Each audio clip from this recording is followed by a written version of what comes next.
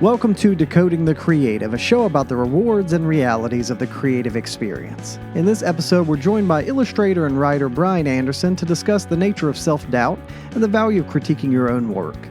How do you know when a project is done enough, and how do you escape a cycle of endless toil and revision?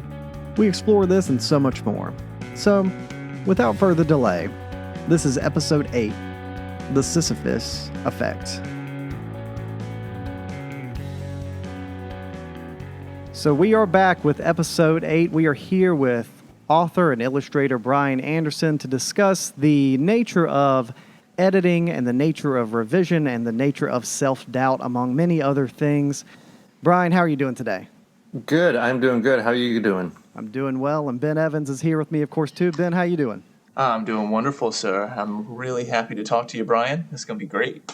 It's going to be fun. You know it. So, Brian, before we delve into the subject matter at hand here, let's discuss your background. Basically, give us a little vignette into where you got started with creative endeavors and kind of what got you into these roles, and then what is your journey that took you to this point? Give us a little rundown of your creative bio.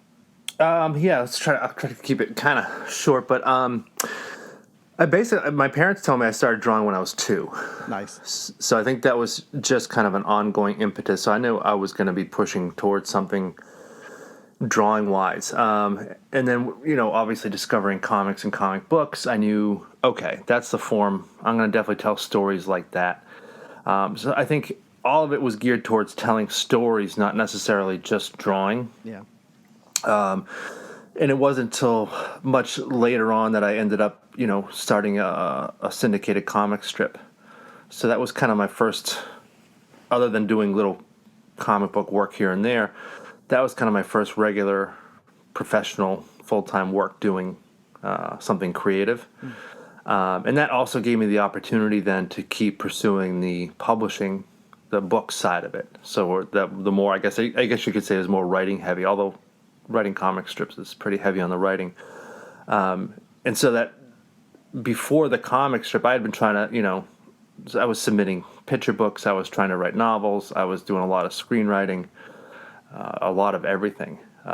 So it seems like a hodgepodge of a bunch of different stuff, but at the end of the day, it's really just telling stories and just figuring out what medium to tell them in. So that's kind of, I guess, the through line. Nice. And so and I, of course, I know a little bit of this from our prior conversations, but what are you doing now? What is your main thrust and your main outlets now? The main one is still the Dog Eat Dog comic strip, and I'm taking that literally right now, taking that in a completely different direction, and changing up what I'm doing with that. So kind of breaking the mold of, okay, it's a syndicated strip. Here's how this works. This is what you do. I'm kind of getting out of that mode and completely changing my perspective and approach to it. And then next to that, I write kids' books. So the new series is The Conjurers, which is a middle grade books, which I also illustrated. So they kind of work side by side. Simultaneously, which I think is a good thing. Kind of each one keeps the other one fueled because you're working on something completely different. Yeah, plus you have a different gestational period. You can do digital content versus publishing. It's like you can create something, get it online today, right? Mm-hmm. Whereas there is this true. long gestational period for writing a book or something like that. And I guess it's really great if you can do both because you have a foot in both worlds, right? Yeah. As an example, like obviously with the good thing with the Conjurers books is I have them all written. So before the first book came out, I had them all written. So I was never behind the gun as far as, now we gotta get the second one done, the third one done. So it's allowing me to focus on, okay, so the third one, I don't even know when that's coming out yet, but I still want to tell stories in this world. So now I'm working on another webcomic, basically an online graphic novel. So it's going to tell more stories. But now there's nobody to talk to as far as when are we going to publish? It's just based on, okay, once I have enough scripts and once I have enough episodes drawn, I can launch it, and we go. So that's kind of a nice hybrid approach that technology gives you today. Yeah. Whereas in the past, submit the book, and maybe it comes out in a year, maybe 2 years, but then you're off working on something else, and by the time it comes out, you're kind of like out of that world. Yeah, absolutely. Yeah. Well, and so something we brought up or something I brought up when we met, and we'll talk a little bit more about that process later, is the what I like to call the Sisyphus effect. Where you got Sisyphus back in mythology pushing the stone up the hill, and then it rolls back down, and he pushes it again. Sometimes making creative product feels that way, right? I think people get trapped into this perpetual toil of revision and it never ends. And so the question is, how do you get out from underneath that stone and just say, this is done enough? Like, how do you know when something is done enough to be done, right? My editor tells me. That's great. That's great. I'm joking, but it's half serious. That's a huge advantage in the traditional publishing world, is that you have these editors, and when you have one that you gel with and that you trust, they know what they're doing. Yeah. And it really helps give you guidance. And the other way to do it is, don't lose sight of at the end of the day, you're telling stories. So take all of it away and go back to the cave where you're telling stories over a fire. Yeah. That's what you're doing. So that's what you're trying to get to. So are the people around the fire falling asleep, or are they hanging on your every word? Are they waiting for that saber-toothed tiger to jump out in their story? But that's what you're doing. So that's where you're trying to get to. So if you get lost in this endless cycle of trying to make it perfect, right, you're not going to get there. So you shift your focus onto how is my, initially when you're writing for yourself and enjoying it. That helps a lot. Then revision, you're looking at it from the reader's point of view. Now you got to say, okay, what are they feeling here? What is this doing? And then you can analyze and edit and change your story based on that, almost like choreographing a roller coaster ride. Right. So it's a matter of changing the perspective from an internal, it's got to be perfect, it's got to, to me, to, okay, how are other people experiencing this? And once you do that, you have a better control over the art form. Right, that's a good point. And it's interesting because it varies depending on the medium.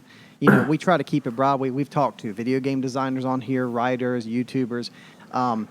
It's interesting because, Ben, with you and I, we always played in bands, so the done enough determination that this song is done enough, that sometimes is made by other people. Right. Yeah, it's not true. Yeah. It's not all on you, but that's often been our experience, especially, look, to not get in the weeds, me and Ben were the rhythm section in many bands, bassist and drummer. And so we weren't the one to call it and say, well, I know this song is done.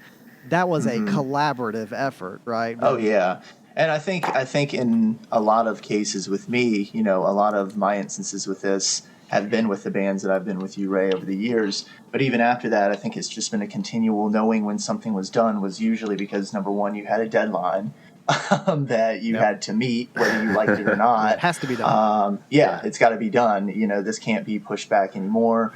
Or either, like you mentioned, Ray, you have an outside opinion of reassurance that you trust. Whether that's a peer, your bandmates come together and they're like, no, this is good. But I think more importantly, it's someone outside of you and whoever's making the project, getting someone's outside opinion, that usually helps fuel, okay, maybe this is done to go ahead and get put out. But then also, I think there's also just been some cases where we've had that flicker of something in us that have just said, you know what, I think this is finished. Right. I think this is ready to go out there. So those are just 3 different scenarios that I know I've experienced. Yeah. Yeah, it's funny because sometimes you let the muse speak to you and she tells you this is done. And I don't know. Sometimes it's a question of how reliable is that communication connection, right? Because then if you give it to an editor or a beta reader and they tell you, actually, I don't think it's done. You're like, oh, well, now I will start to doubt my connection to the muse, right? Oh yeah, that's when it backfires on you. Well, and Brian, you really exist in 2 worlds, like we were mentioning before, because if you're writing and you're trying to publish a book, yes, you have an external source, but then like with your digital content, I mean, are you not more like a solo artist, right? You are the judge and the jury, and you are the one who decides all of that. So the solo act is liberating, but it's also somewhat daunting because it's you, right? Yeah, it can be tough because you don't necessarily especially if you, depends on how, I guess, how you work it. So with releasing something digitally, especially like, say, the webcomic, for instance, I did it as an experiment while I was writing the book. So I was kind of writing it by the seat of my pants every week. Yeah. I'd read it. I had a kind of an idea where it was going. It had some characters from the book, so I knew who they were. But the overall story wasn't worked out. And that can be a problem. So you learn two things. One, obviously, you can't control the ride as well as you could if you rewrote it and said, "Oh, if this happens here, now I can go back. This has got to happen here." Mm-hmm. So you're doing an old school like serial, where they'd crank these things out, and you have to go based on what you've already done. You can't just make something up. Right. So you're kind of stuck. But at the same time, what I noticed was, even though my inner critic was looking at this going, "Oh my gosh, this whole thing has to be thrown out and redone," but the people reading it were really enjoying it. Right. And there was a part of me going like, "Well, how? How are you liking this? Because it needs so much work and a lot of." But it was the excitement of the tale. That's what it was. They were, getting it in small dosages and stuff like that. So you do still can rely on your readers, and also you get that surprise of, oh, sometimes you really don't know what people are going to like. Yeah, very true. You think you have a grasp on the audience and what they, are really into right now, and then you get pleasantly surprised in some cases, sometimes not pleasantly surprised. Right. Yeah. I think that's always interesting when you put something out into the world, or even just show it to a few people, and you're like, oh yeah, this isn't like a final draft or anything like that, or a final product, and they go, it seems like it to me, like this is great.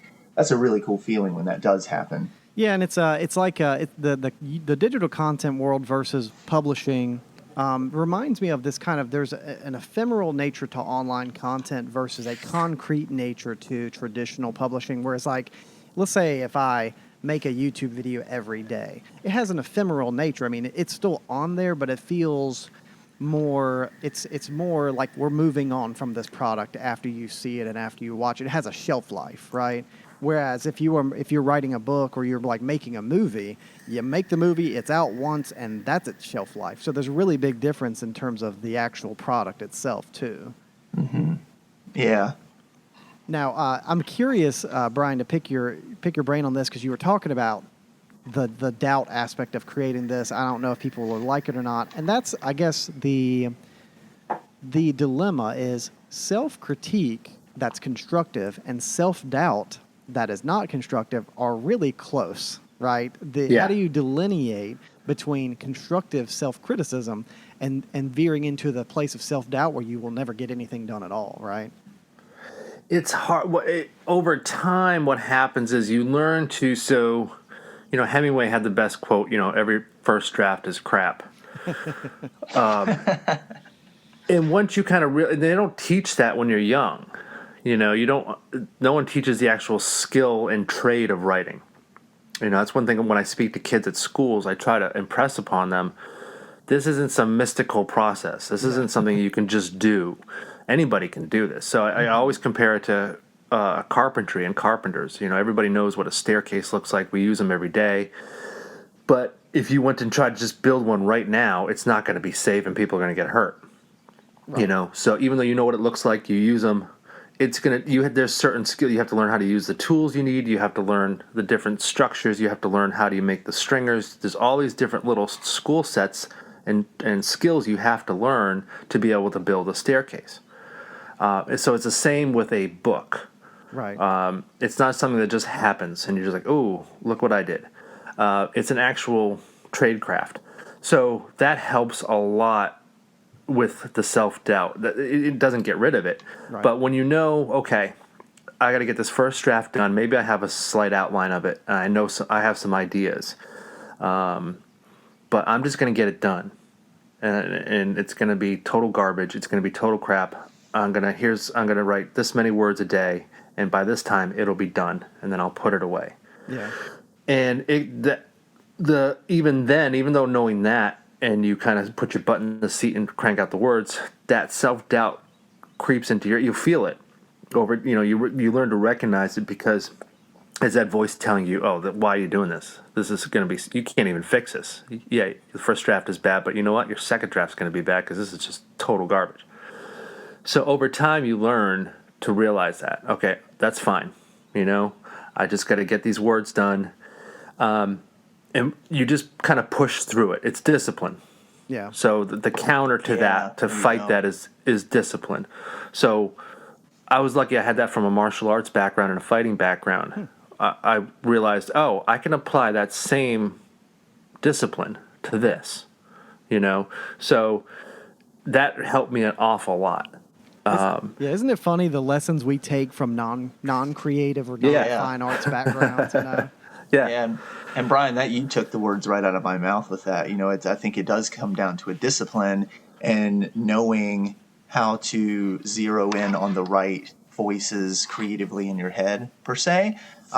Because you're right, you'll have the ones that go, hey, you do need to work on this. You do need to, rearrange this, or maybe the story's not going the way that it should right now. Try this.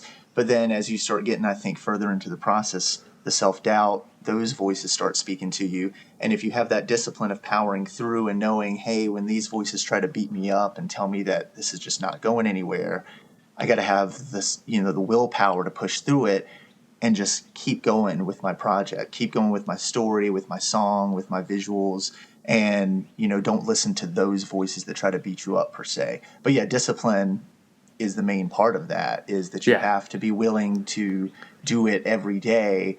And every time it happens, you have to be willing to confront it. You're going to not win every single time, but you have to be disciplined enough to try every single time. Yeah, you got to show up, Yeah, definitely.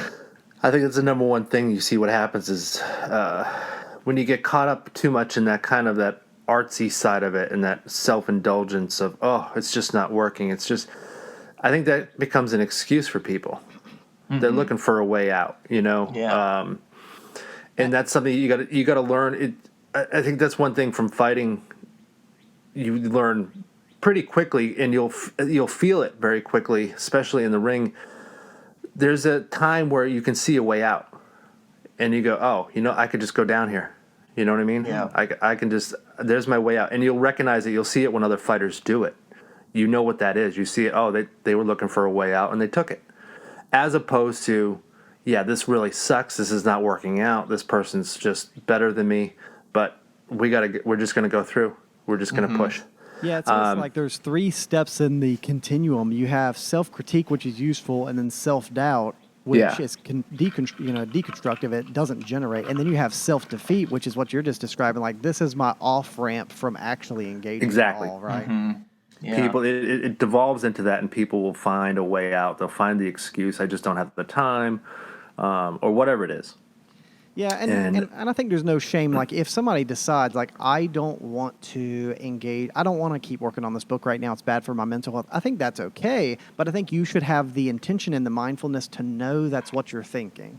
And not just be like, I just need to keep revising it for the next year, 2 years, 3 years. Like, brother, give yourself a break. Like, if you need a break, take a break, right? And that can come from the skill craft. So one thing, and it also, it's the discipline, it's also the experience that you don't necessarily have when you're younger, is that when you, like for a book, if you write the first draft and just put it in a drawer and just walk away from it for a month, 2 months, a year, when you come back to it, what's amazing is it's nowhere close to as bad as you thought it was. Yeah. It's this wild, weird experience, and you can recognize those parts that are clunky, that don't work. But it's not like, whereas when you were doing it, you felt like you were wasting your time. When you go back, you're like, oh my gosh, I wrote this? It's a very weird sensation, but that comes with time and experience of understanding that's just how this thing works. And what's wild? What's wild with that is that whole concept right there was something that my mom and my grandma actually would tell me when I was working on homework. If something was just like super difficult and was just beating me up and I was just getting really frustrated, they're like, how about this?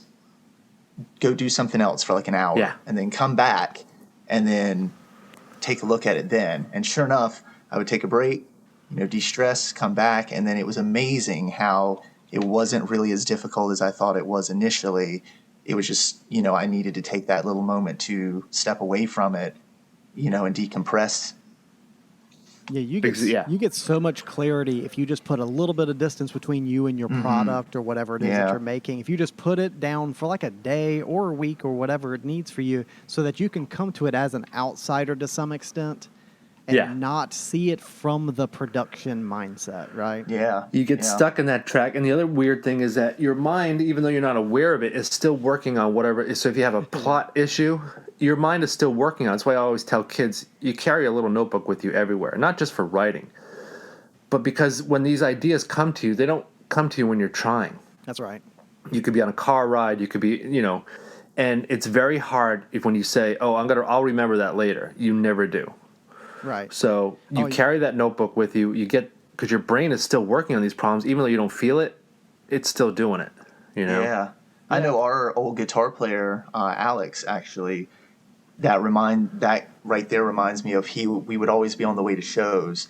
We would always be in the van, and he was the photographer, and that's what we went to school for. And he would literally almost every show, he'd bring his camera, and he's just in the van taking pictures, just randomly taking pictures.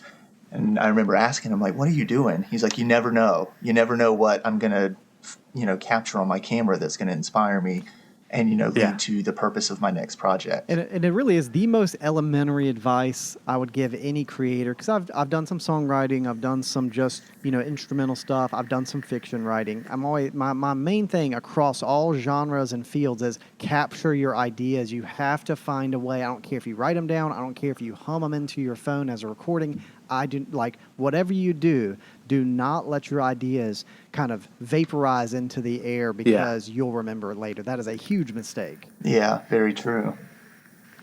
And it's interesting because, we're going back to process. The writing process itself is interesting because school systems do teach writing, like writing papers and academic papers. But I would love to. Do they? I mean, yeah. But I would love to. If I had been a student, I would love to know the process behind the writers. So, for example, I remember learning way after the fact that The Count of Monte Cristo, a classic book a lot of students read, was written in a serial form, right? Yeah. It was written and then published in like a newspaper or something as snippets week by week, which is mind-boggling to consider. But if the teachers had said, this guy didn't write this book and then drop it on everybody and that was it, he wrote it and was doling out chapter by chapter. I would love to know the process behind the writers because that helps you glean some information too. That's a big thing that I had to discover that on my own because it almost seems like when you're taught in schools, you're coming up, these writers are just they're on this Mount Olympus and they just have this special ability and it just comes out and there's 40 different meanings to each sentence. Yeah. And that's how you're taught writing. And you're like, wow, these people, I can't be them. I'm not, I'm not some super genius. But then when you go out and study it on your own and read about these people and discover, oh, no, there's no other meaning to some of this stuff. They had a deadline. They needed a paycheck. Yeah. They're just like me.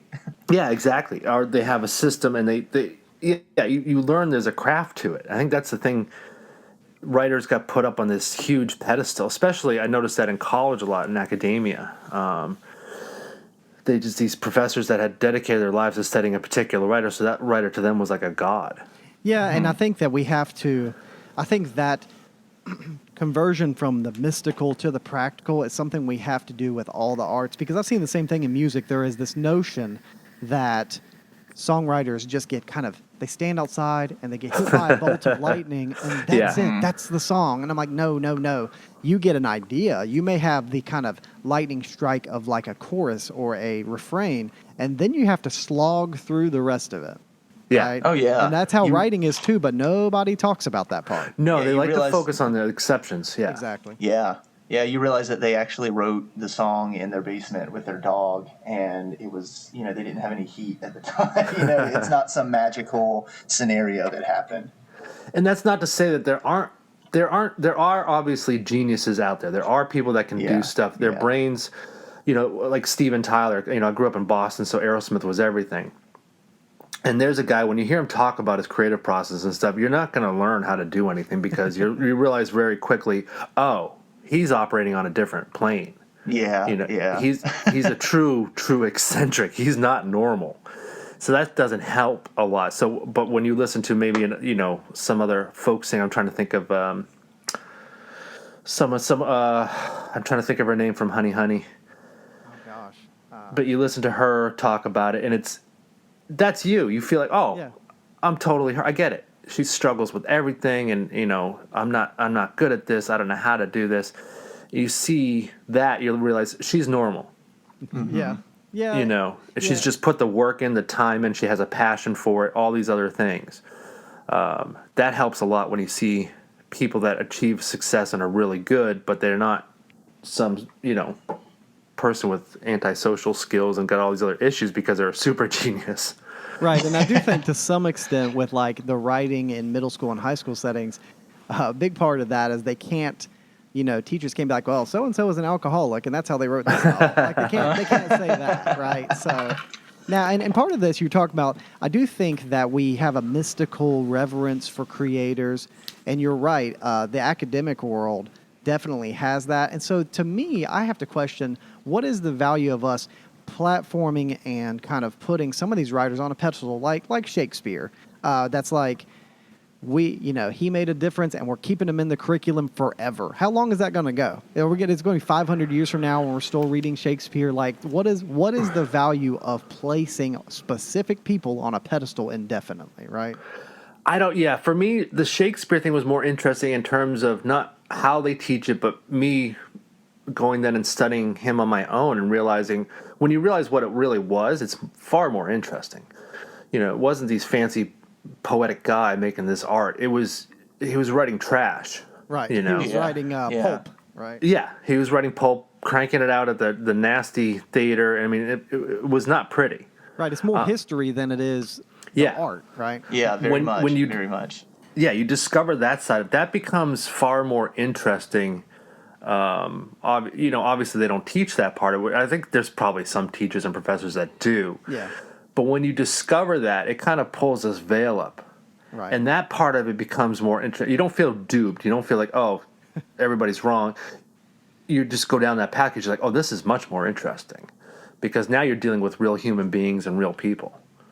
Yeah. It's interesting because sometimes you have to have that place and setting for you to appreciate the art. I mean, it's like if I take a modern music listener and I say, hey, you should check out Black Sabbath. Here's a 1970s album by Black Sabbath. They're going to be like, this is garbage. This sounds absolutely terrible, right? Yeah. But if I say, metal didn't exist before this, like this style of music was being generated during this time, and here's what the other contemporaries were doing, and here's what society and social norms were doing, right? That's really what Shakespeare's story is, that his work was created in a set and setting that we have lost the setting, and now we're just reading Shakespeare, right? Yeah, exactly. Mm-hmm. Yeah. And I think that's a big loss, that if we could somehow contextualize a lot of creative work, then the better story is the story beneath the story, right?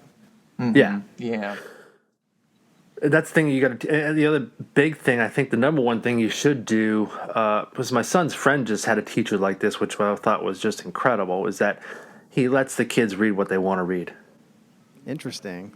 That's a bold approach. It's the number one thing. Everybody, you hear this all the time. We got to make, boys aren't reading on this. We're losing readers, and it's because you're forcing them to read. I got to do this. Okay, they go read a book that's just horrible and dry and just doesn't capture and they're like, okay, reading's stupid. I'm done. Right. Yeah. So you're at the same time that you're charging ahead 200 miles an hour to make everybody readers, you're destroying readers tenfold faster than you're trying to make them, as opposed to that scary thing of, letting them discover and read on their own. And lo and behold, everybody's different, and they're going to find something that, they like. Yeah. That you would have so many more people reading. Yeah, I definitely agree with that because, I was lucky, just like with your kid, I had a couple of teachers that really gave us those projects where it's like, hey, you know what? I'm going to let you pick out what book you want to do this report on. Yeah. And I distinctly remember those couple of instances. It produced some of my most, favorite books that I've ever read to this day. I don't read them constantly, but they stick in my mind. Like I can tell you what these books were about. I can tell you distinct memories of the stories versus, hey, you made me read this very common book that every single high schooler has to read every single year for the past 20 years. I had to read it, but I can't tell you the first thing about that story because, like you said, you forced me to read it. I read it just enough to get the details to pass your class and to pass your test. But what I really absorbed was when you gave me the opportunity to pick something that intrigued me. And that's when I really, really, felt what the books and the stories were about. And still 15, 20 years later, I remember those stories. Yeah, it's huge. And a lot of reason why these books are still pushed on kids is because that's just the way it is. They can't tell you why. What's a classic? Well, why? They can't tell you. It's just what's been done. So you got to have, I remember in 4th grade, I did a shadow box book report on Isaac Asimov's Robots of Dawn because that's what I wanted to read. Oh, yeah. Mm-hmm. And the teacher was kind of like, didn't know really what to, like, okay. Where's this going? I know, android murder mystery with sex and stuff like that. They're like, should we be putting him in detention? I mean, they honestly, you can see it. They get worried. They're like, for whatever reason, because you're almost like considered a deviant because you want to go read something that's interesting. Mm-hmm. Or they'll poo-poo because something is quote-unquote fantasy or science fiction. Yeah. And that's happening. That's still happening a lot in the academic, like graduate level stuff. Genre fiction of any sort is automatically cast into a certain compartment, if not totally disregarded altogether. Yeah. And it's much more important. Like I was telling, my son was having to pick out a book, so he's going to pick out an android's dream of electric sheep, to read because it's an incredible book. He's going to like it. Yeah, it's right up his alley. But people that poo-poo it, it's just drivel science fiction, and they made stupid movies out of it. But the whole book is about what does it mean to be human. Right. Yeah. It's much deeper than most of these books that are trying to be deep. And I think that's a huge thing people miss. If you look at Star Trek, Gene Roddenberry, what he did, he was able to do stuff that wasn't allowed on TV because he was doing it as science fiction. That's right. And nobody caught it. And he knew what he was doing. Yeah. It wasn't an accident. Right, yeah. I'm a huge defender, as a person who likes to write science fiction primarily, I'm a huge defender of the genre because it is a place where you can explore the humanity on a very uncanny backdrop. And that's the whole point. That is the premise of so much work there. And to deny that as art because it doesn't fit some kind of strange expectation for what is literary, I just think that's absurd. I think when people the other sad thing about it is you kind of die a little inside when people poo-poo it because the reason they're doing that is because they've been conditioned and told to do that. Right. Mm-hmm. Not because of any self-exploration, not because they went out and said, oh, why am I supposed to think this way? I should probably try to figure that out. Oh, no, I'm just told to think this way. I'm told to think this stuff is just ray guns and stupid aliens. It's just drivel for your mind. Yeah. And the reality is the complete opposite. And I think that's the part that makes you kind of really sad.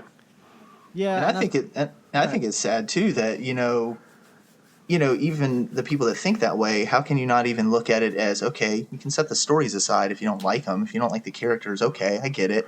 But there's the fundamental elements of learning how to write a story in these books. Like, so how can you disregard them and say that they're not works of art when they clearly, on even a fundamental level, you can learn how to write a story. You can learn the concepts and critiques and processes of, writing a story.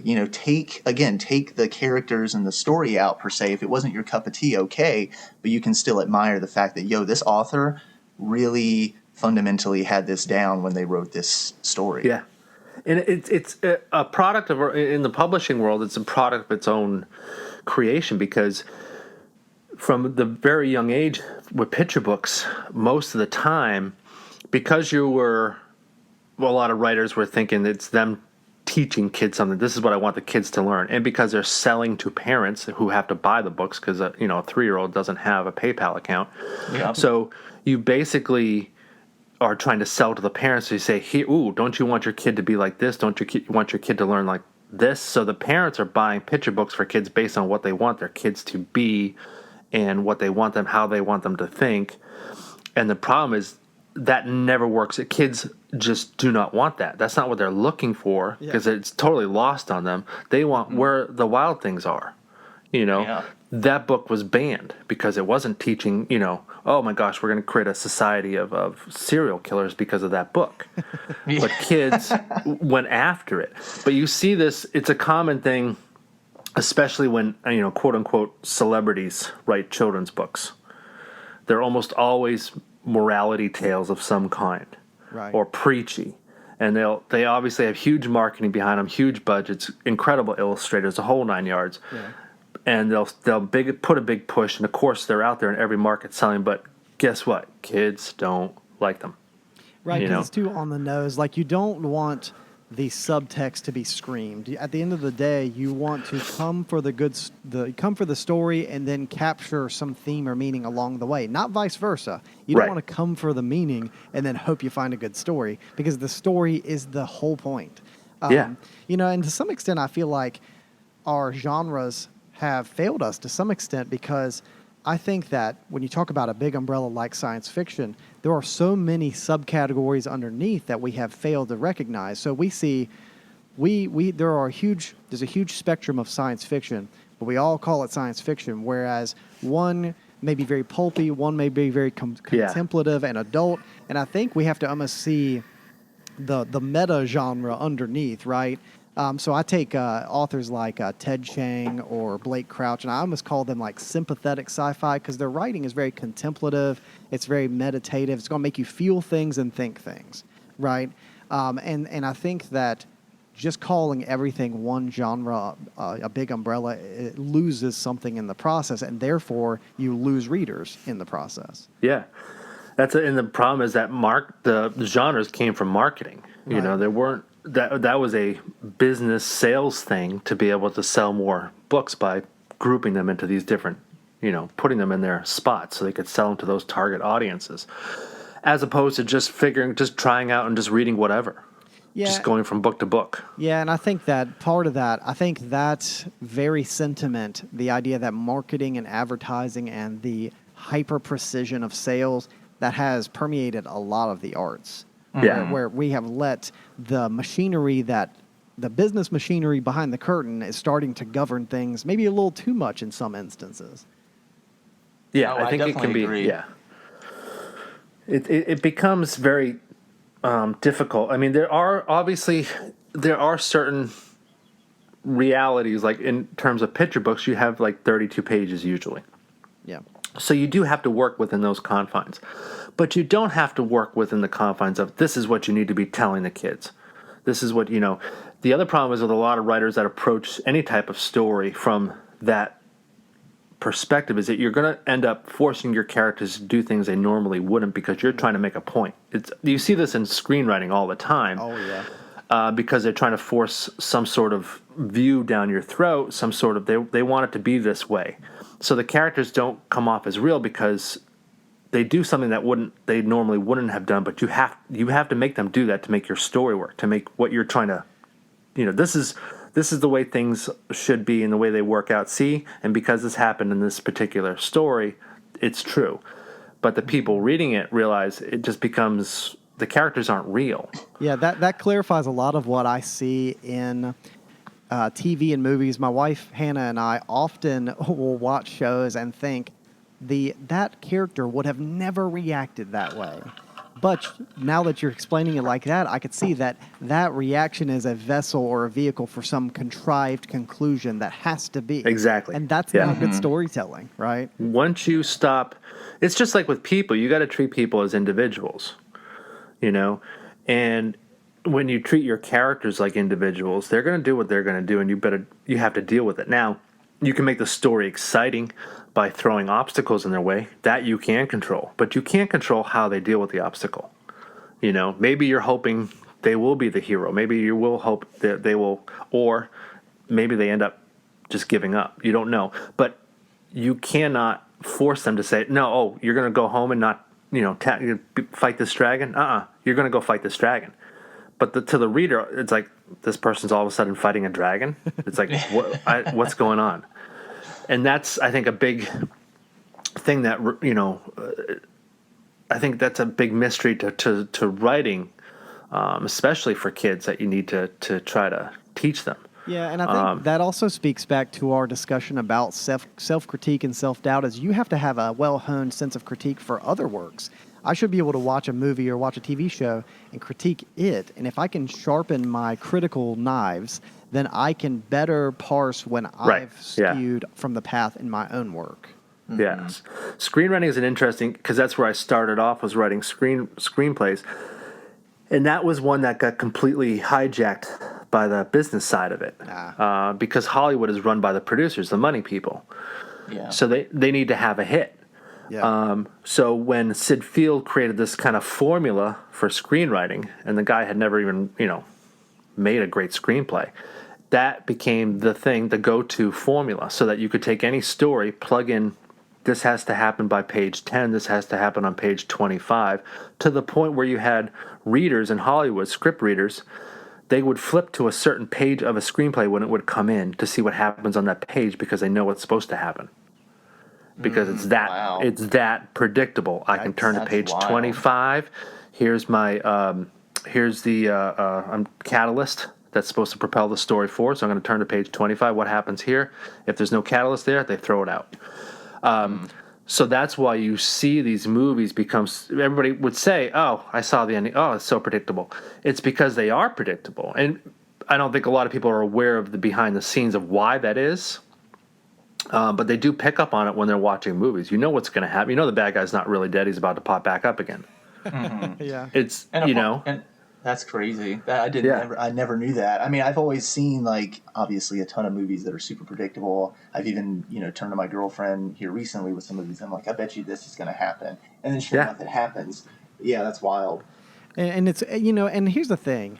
My debate internally is sometimes forms and schematics and schemas work for us, and sometimes they don't. So take, for example, like blues music. Blues music's pretty formulaic in a lot of situations. But then the question just becomes, in any art, are the forms serving us in our best interest, or are we serving them, right? Because there is a degree of methodology that works, but there's too much methodology that makes it soulless and totally predictable. Yes. And to give you a good example, this is one to older kids, when I don't tell this to younger kids, it's a little more complex, sort of. I give them a very simple framework to kind of help, just so that they can know they could possibly make a story. There's certain elements you can just put down, and all of a sudden, oh, wow, look, my character's doing things. They come to life. Yeah. It helps them. But a more advanced technique, and where I usually start now, is, I think some writers call it the mirror moment. There's probably other words for it, but it would generally be that point in your story where the character has a moment where they have to change.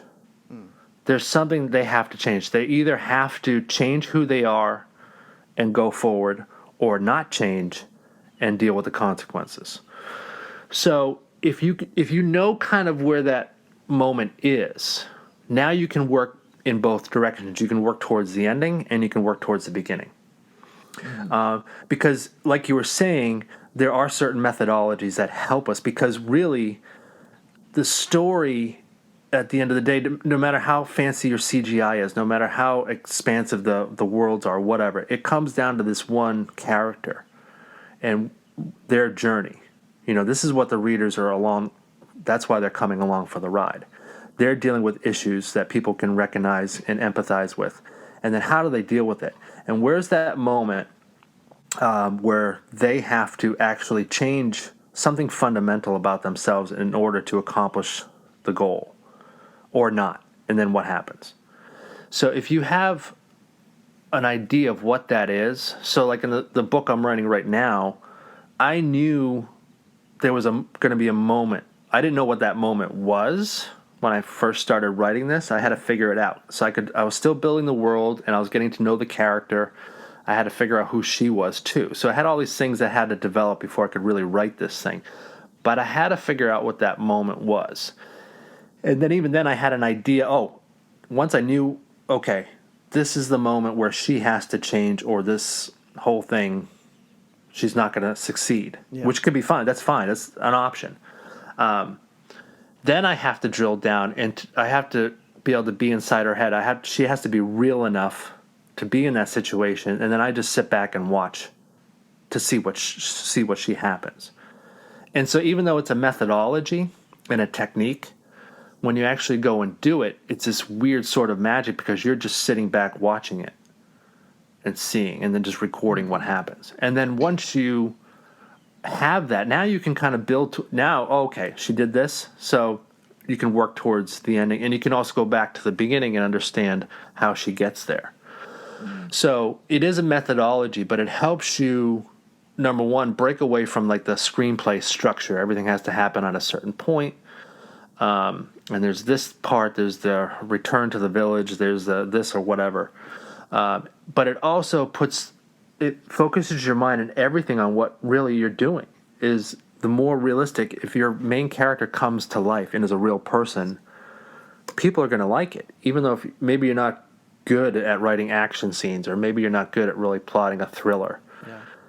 But you'll see that a lot with readers. They love the character, even though maybe they didn't care for that particular stories, you know? Yeah, and these are the lessons we have to internalize so that when we sit down at the cutting room table, we can properly edit and revise and know what works and know what doesn't, and make sure that we're not governed by, you can be governed by methods, but if you're governed by some kind of micro formula, you are going to be beholden to that in every situation. Oh, yeah. Yeah, and you can read about horror stories from directors and writers and stuff where they're being told by the producers, this has to happen at this point. And it's shocking. But when you see that side of the business, it does kind of poison your liking of movies a lot. Yeah. And it makes it a lot harder. But when something really good comes along, someone that really just tells stories, it makes you appreciate it so much more. You know, so if you watch Guillermo del Toro's movies that he had to do in Spanish because they wouldn't make them in America. Yeah. So if you watch The Devil's Backbone, then you're like, oh. So you can tell real stories that don't fit these Hollywood templates. But, even people that talented don't get work in Hollywood because they won't conform to the mold. Because at the end of that's what it is. It's them. They want to know they're going to get a return on their money. That's exactly what it is. Yeah, I think with what you pointed out too, I think it just shows that you should be using the techniques and stuff that's before you not as a crutch, but use it as a tool. Yeah. And I think that's a really, really big lesson that, myself included, creatives have had and should learn, is that yes, you could go the easy route in some circumstances and follow the formula like you said, page 25, this is supposed to happen, and you might get a hit, you might get something that monetarily is amazing, but does it really hold its own creatively and in a long longevity term? And I think when you use it as a tool, okay, now I'm using it to help me in the moments where I get stuck, and that's when you're using it for the good of your creativity, because now you can use that to help build something that's more long-lasting. And maybe it might not be a hit, but you personally, I feel more accomplished because you've used it as a tool, not a crutch. You know what I mean? Yeah. Yeah, the more real you can make your characters, that's one thing you can put a lot of effort into, because even if your book it's more of a niche kind of a story, so it's not going to be a commercial success. But at the end of the day, if all the readers are emotionally invested in your work and in the story because of the character, that's huge. That puts you well beyond most of these books. You read a lot of books that are commercial successes. You look out there right now, and if you pick one book that's really got a buzz or something, and you'll pick these books up, and sometimes you're like, okay, I see it's a cool story, and I get the concept, I get what they're... But you could care less about, if the character dies on the next page. You're like, okay, watered down almost. Yeah. Yeah, you have to. Ultimately, I think one of the biggest measurements of creative success is deep, profound investment by your listeners or readers or whatever the case may be. If they are truly invested and truly anchored to your imaginary world, then that is a very profound measure of success. Yeah. Mm-hmm. Yeah. That's what you're shooting for. That's all you can shoot for, because you can't control. People forget Harry Potter. that was a failure. No publisher would pick it up, and the one publisher that did eventually pick it up only put it out for the very minimum base run release. Yeah. So it wasn't, I think people have this recollection that must have been such a big hit when it first came out. And no, it had nothing. It had no marketing behind it. It had no advertising. There was no big campaigns. There was nothing behind that book. Crazy. It was thrown out there like most publishers. You're not even a mid-list author. Just all right, fine, and then maybe she'll have something better later on. That happens a lot too. Yeah, that's wild. That's wild to consider. Yeah, it only happened because of the readers, and because despite all its faults, when you discover that character, you're going to go wherever Harry goes. Yeah. Yeah. You don't care. You're like, okay, I'm along for the ride. I'm in. Yeah, that's right. Well, Brian, we appreciate you having here. My kids absolutely love the Conjurer series. So everybody, if you have a kid in your household, you got to check that book out. Brian, tell our audience where they can find you, follow up with you. Where should they check you out online? You can find me online. So if you do brianandersonwriter.com, or if you type in doggydug.com or theconjurers.com, you'll end up at the same place. So you'll find me that way. And then, you can just drop me a line on Instagram or email, whatever.